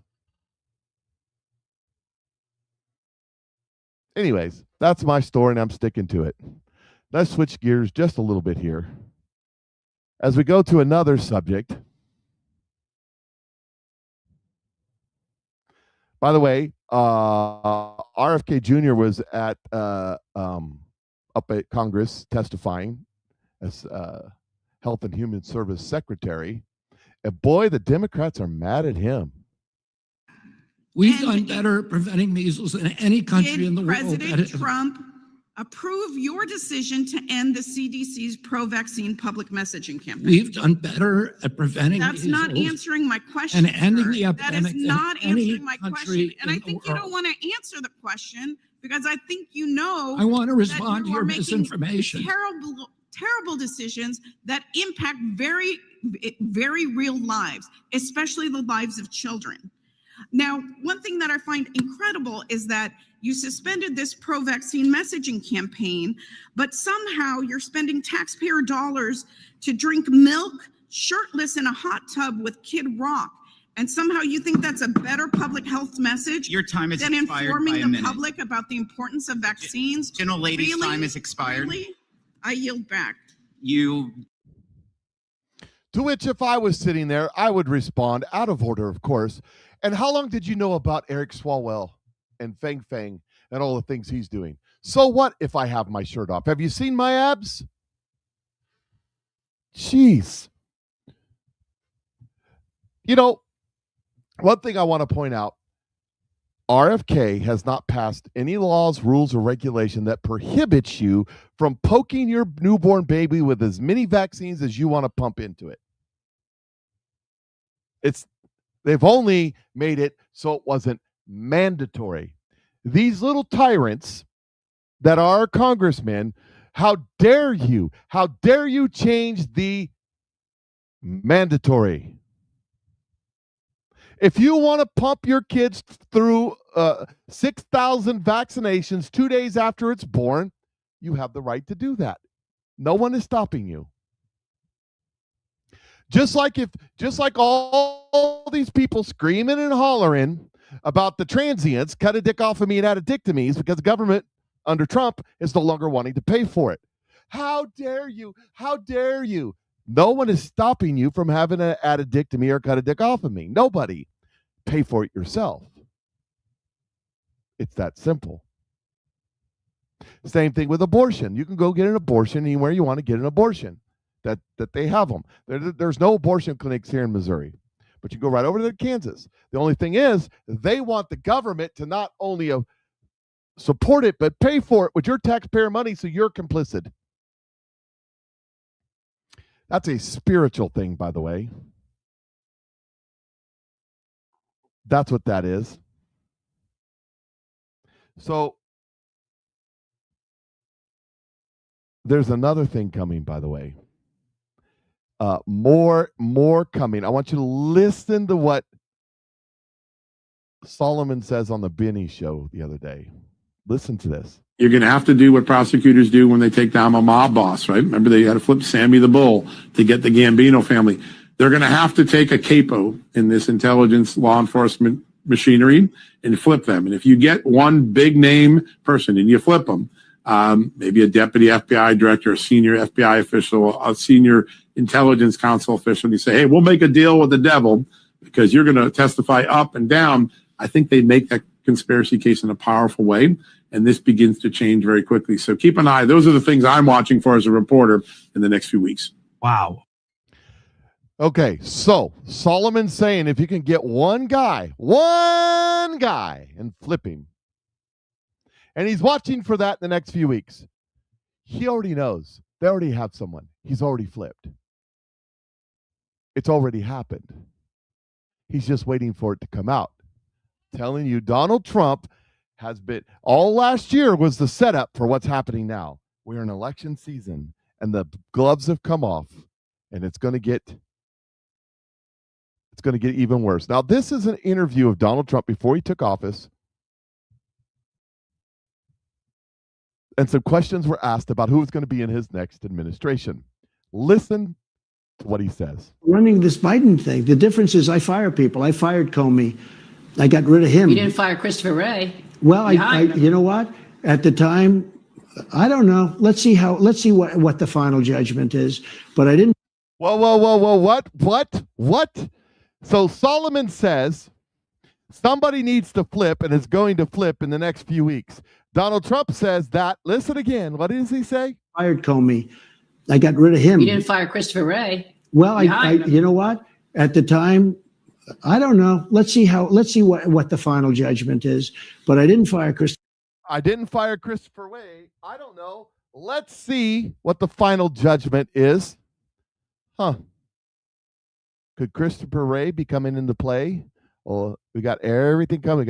Yesterday we was talking about Pizzagate and Fizzle Drip and Anthony Weiner's laptop and the 30,000 scrubbed emails off the server, and that there might be a copy of the server somewhere, the 650,000 files and emails on the Anthony Weiner laptop. All that stuff was coming out yesterday, and today we find out that somebody might flip, and we're reminded of Christopher Wray. Christopher Wray, I didn't fire people I would have, but I fired a lot of people. You know, I had turnover. They have no turnover right now. How do you know if you get back in, you don't have a network of people around you working against you? I will, and so will anybody else that gets in as a Republican. These people are sick. These are sick people. But do you feel better this time around because you know what to expect? Well, I also know people that I didn't know before. I know now the smart ones. I know the dumb ones. I know the weak ones and the strong ones. I know tremendous amounts of people that I know will do a great job. But I was different. When I didn't like a job that somebody was done, I fired them, just like The Apprentice. I said, you're fired. You have to go. What about some of your former officials? Do you see them being in this next cabinet? Mike Pompeo, for example. I don't know. John Ratcliffe? He's fantastic. I mean, he's a great guy. John Ratcliffe has done a great job. Dr. Ben Carson? He's done a fantastic job. So you're expecting them to be in your cabinet? Some of them, yeah. I mean, if somebody did a good job, I would do that, yeah. All that other stuff about the cabinet, blah, blah, blah, who is and who ain't. That Christopher Wray, combined with what John Solomon just said. Here's a little more from John Solomon. It was a very interesting interview he did on the Benny show. Lots of stuff happening, bubbling to the surface. I think we're going to call, I'm going to give a code name. I know the FBI likes code names, so I'm going to make one up today. I think the president of the United States in the next couple of weeks will announce an operation. I would call the code name Hypersonic Clarity. We're going to get a level of transparency in a release and declassification of documents unparalleled in American history. The president's setting up something that I think will be unbelievable.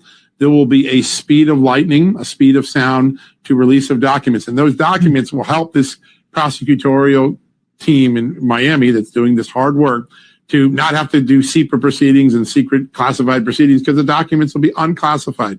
The public will have transparency. The prosecutors will have.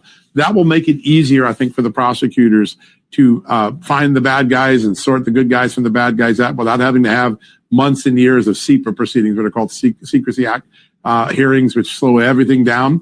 They're going to ungum the trail, and things are going to move quickly. I do think there will be some accountability. There'll never be enough for what we went through the last 12 years. We were deprived of a fair election because of this meddling in these PSYOP operations.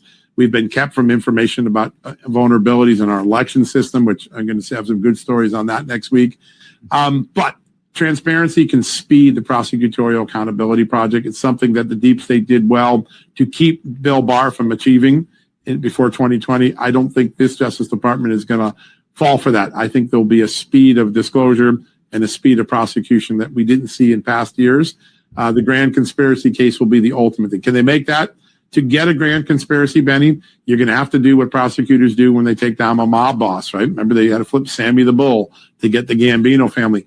They're going to have to take a capo in this intelligence law enforcement machinery and flip them. And if you get one big name person and you flip them, maybe a deputy FBI director, a senior FBI official, a senior intelligence council official, and you say, hey, we'll make a deal with the devil because you're going to testify up and down. I think they make that conspiracy case in a powerful way, and this begins to change very quickly. So keep an eye. Those are the things I'm watching for as a reporter in the next few weeks. Wow. Things are lining up. Kelly Moore says, is this hot July? It's hot summer, strange July. And is it? I don't know. But interesting. Interesting times we are living in. And then, of course, I got one more. I got one more from John Solomon that I just posted on my Telegram. If you're not on my Telegram page, why not? You should be there. Telegram.org, download the app. Telegram.org, download the app. And then go to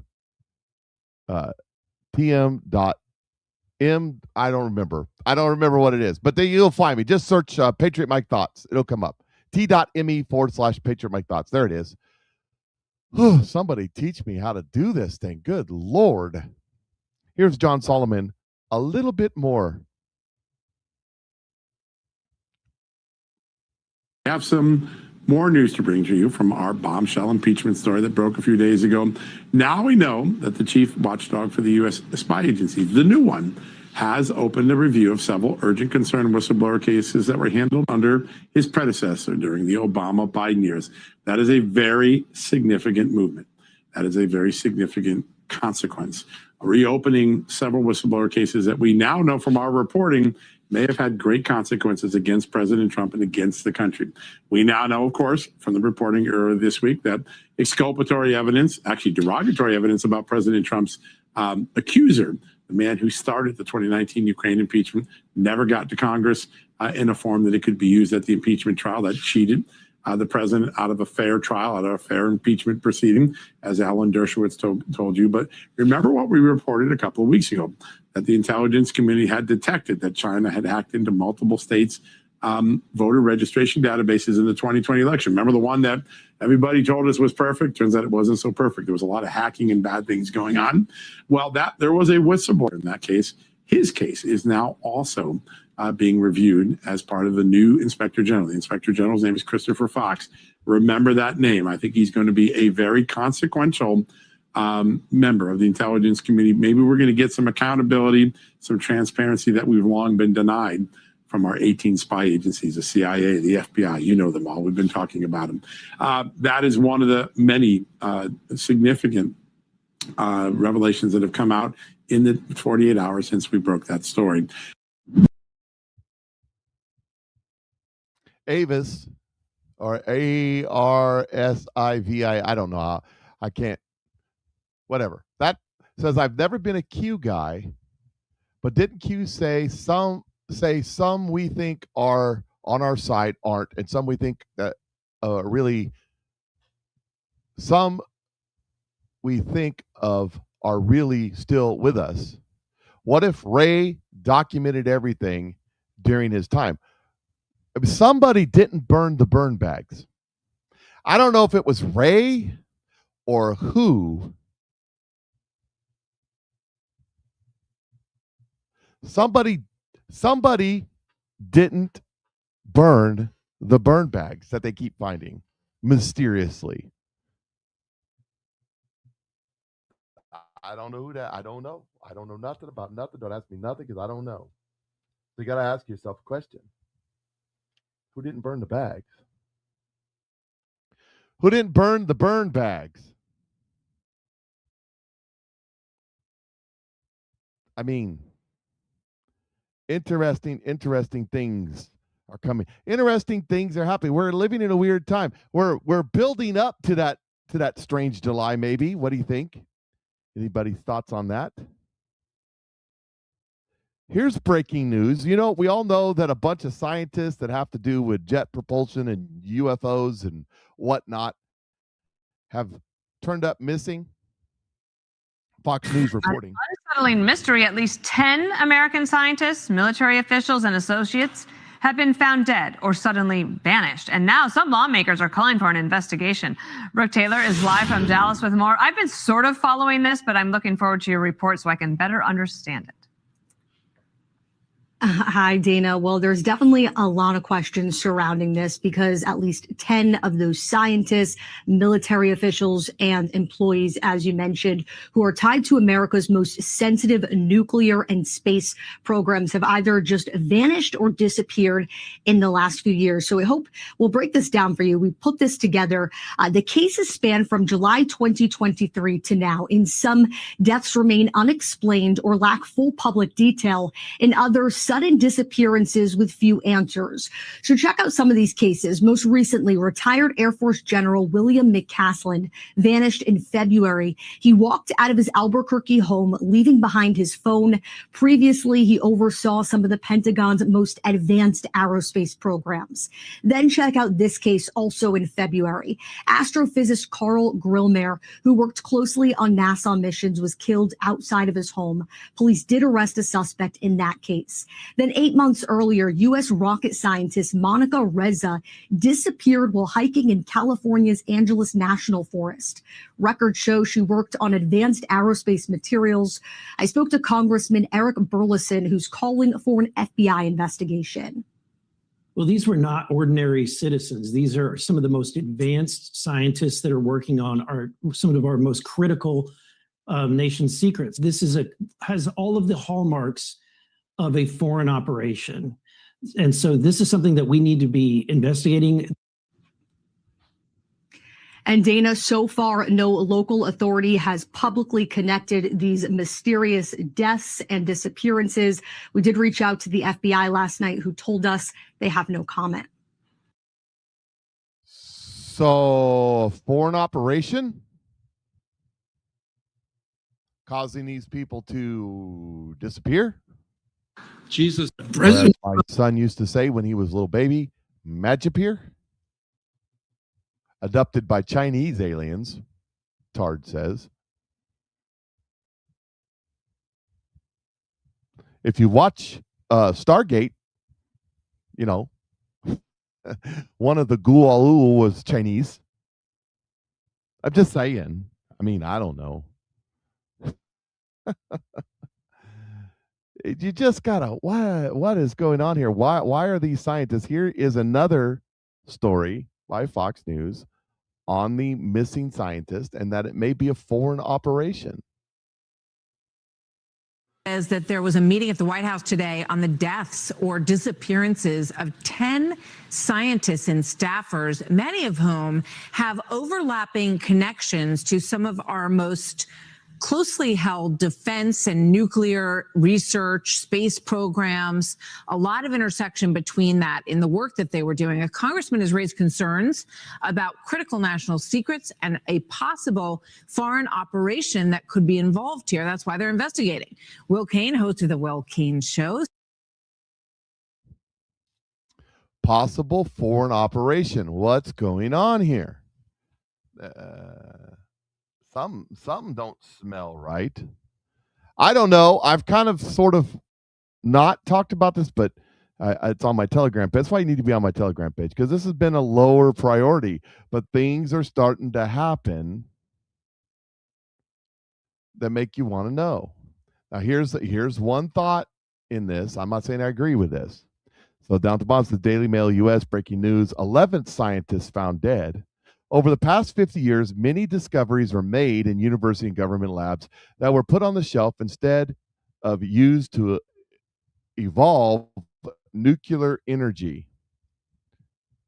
Somebody is sequestering these scientists, or somebody's eliminating them to accelerate adoption or stop it. Either signals a massive change in the battle over energy dominance that threatens the gatekeepers. Now, let me tell you something. The war in Iran is about energy dominance more than it's about anything else.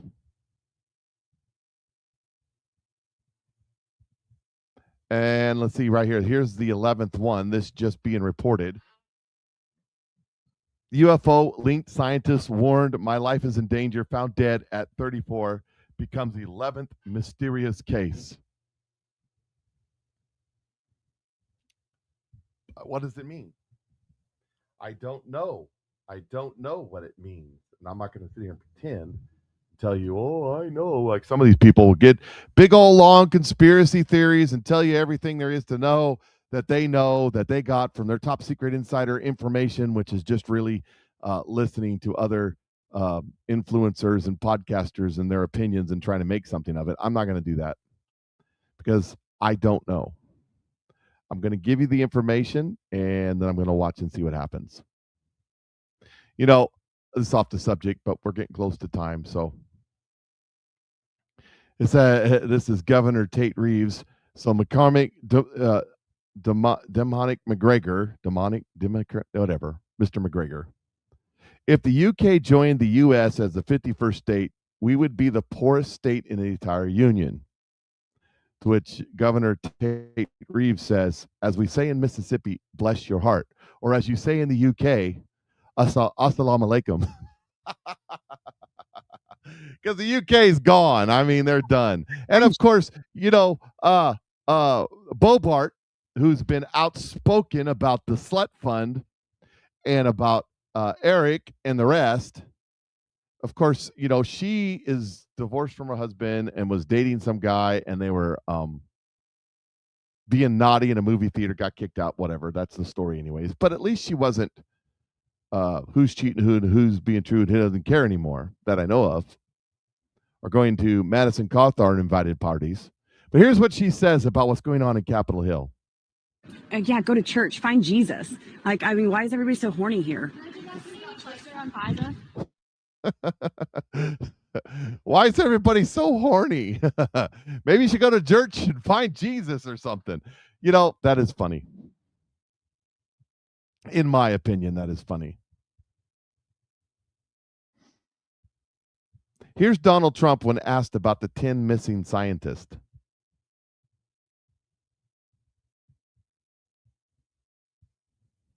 Missing scientists with access to classified stuff, nuclear material, aerospace. They've all gone missing or turned up dead in the last couple months. Based on what you've been briefed, what do you think is happening here? And do you think that this is connected or totally random? Well, I hope it's random, but we're going to know in the next week and a half. I just left the meeting on that subject, so pretty serious stuff. But we're going to be hopefully, I don't know, coincidence, if you whatever you want to call it. But some of them were very important people, and we're going to look at it over the next. Is it possible that some foreign adversary is in the United States scooping these people up? Well, you know, Biden had open borders. It wasn't very hard to get here, but we've gotten many of them out. You know, we've caught many people, many very bad people, including thousands of murderers that we've taken out of our country, thousands of drug lords that we've taken out of our country, hundreds of thousands of prisoners that were let into the U.S. that we've taken out of our country. As far as the scientists are concerned, we'll probably have a pretty good answer over the next week. And with the peace talks in Iran, does it have to be a big... John Solomon saying all this stuff's going to come to the head with the Russia, and everything else in the next couple of weeks.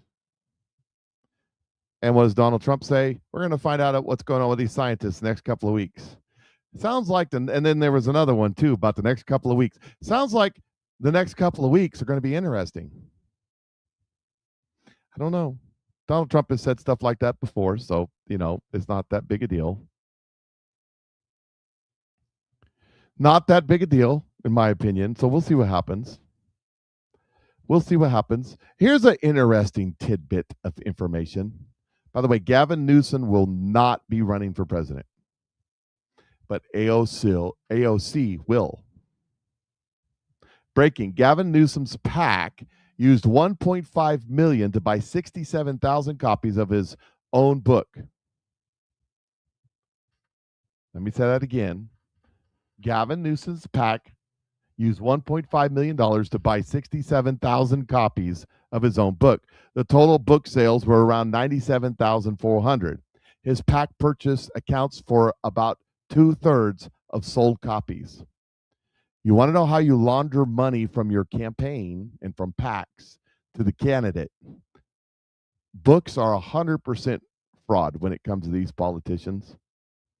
100% fraud. Fake and gay, as Candace would say. There is no way, nobody ever read the book, bought, like Hillary Clinton when she bought her books.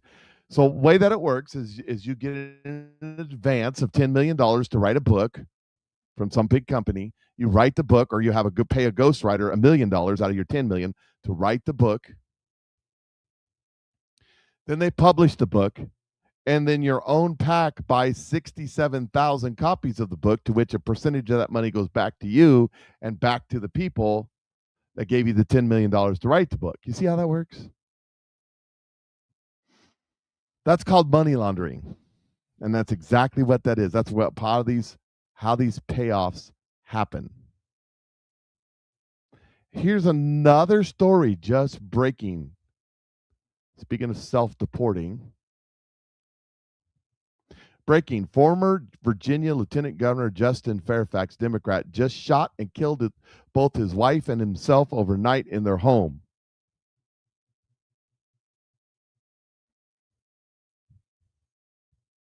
Pay attention to that stuff.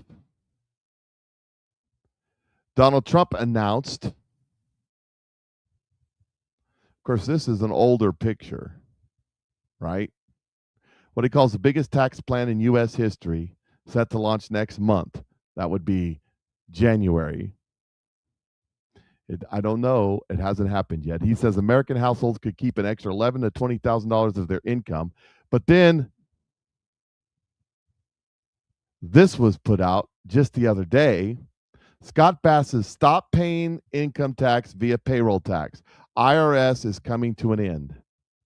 It says, with a direct message to American taxpayers, I want to encourage everyone out there watching today to change their withholding. You will get an automatic real wage increase on weekly or a monthly basis. Now, what is he talking about? Claiming your dependents, claiming 1, 2, 3, 4, 5, 10, or 0.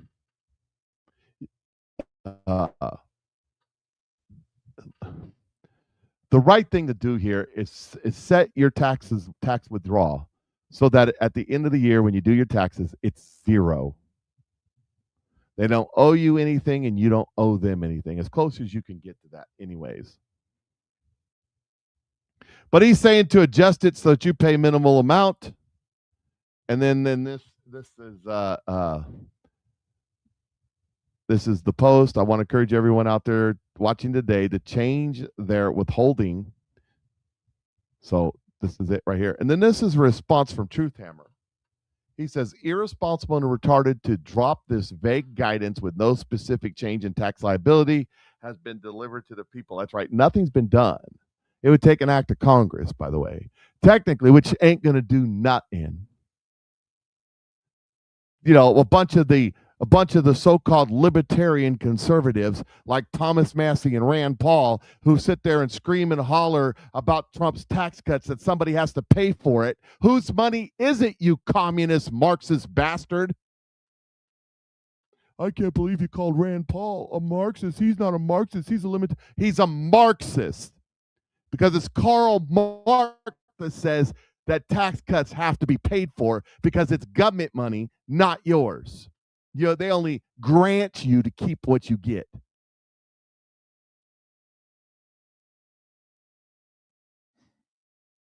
Technically and legally today, this advice puts you at the mercy of the IRS enforcement. No, not if you change it correctly. Got to be careful how you do it. If you want to take credit for lowering the people's taxes, then actually effing do it.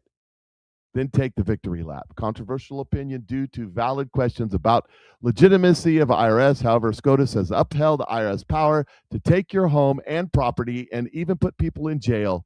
I'm not going to risk being able to take care of Miss Truthhammer over an issue of money and pride. I recommend you pay your taxes until the law changes or the IRS is deleted, or err on the side of taking care of those who depend on you, in my opinion. And I agree with him there. All these people, Brad Barton, running around telling you, you don't have to pay your taxes until you do. The IRS can seize your assets.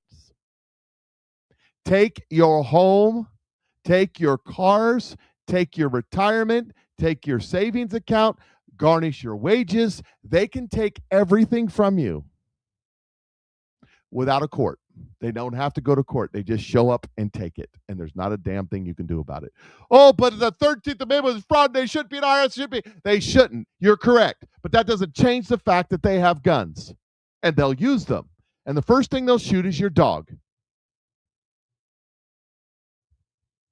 Then maybe your kid and your wife holding your little baby out in your homestead in the woods.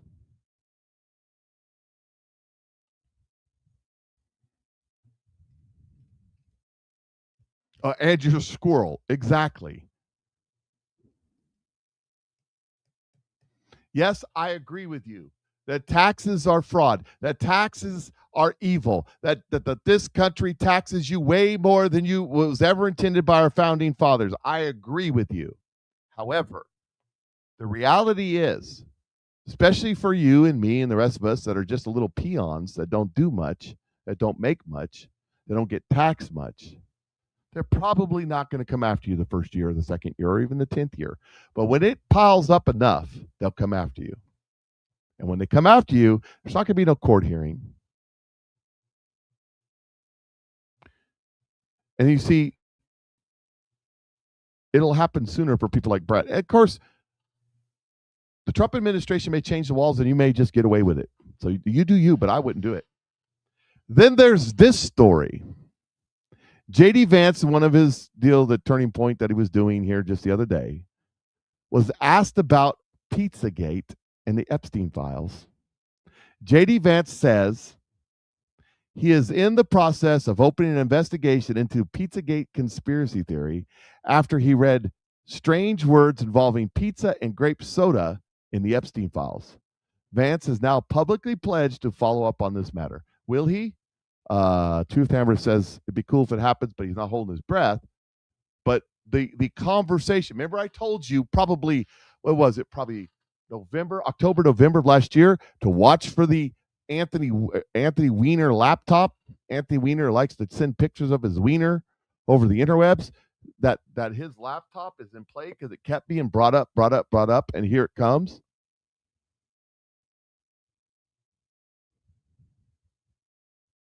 Yeah. So consider that. Pay attention to that. That is in play. Those words are in play. It'll be interesting to see how that all unravels.